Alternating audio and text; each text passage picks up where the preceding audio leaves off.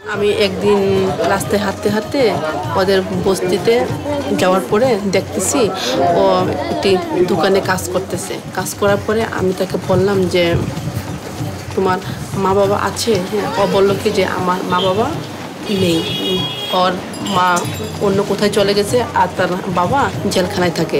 ওকে এনে স্কুলে ভর্তি করলাম। এখন সে কেজিতে পড়াশোনা করে এবং সে খুব ভালো ছাত্র, অ্যাটেন্ড স্কুলে, এই বাধ্য ছেলে, কথা শুনে এবং পড়াশোনা খুবই ভালো। আমার নাম ইসমাইল, আমি কেজিতে পড়ি। আমার প্রিয় বিষয় ইংলিশ। এখন সে স্কুলে পড়ে এবং পার্ট টাইমে কিছু কাজও করে, দোকানে কাজ করে, আর এই পেপার টুকায়, কাগজ টুকায়। তার মাসির সঙ্গে থাকে, আন্টির সঙ্গে থাকে। তার আমি সকালে ঘুম থেকে উঠি, মনে মনে পড়ি না। আমি ঘুমেতে উঠে আব্বু কিছু আনতে দেয়, আনি এনে তারপরে ভাত খাই। ভাত খেয়ে বাস আবার এই স্কুলে আসে আবার বাসায় গিয়ে কাজ করি। তারপর খেলতে বাইরে একটু খেলে আবার বাসায়। তুমি কি তোমার বোনের যত্ন নেও?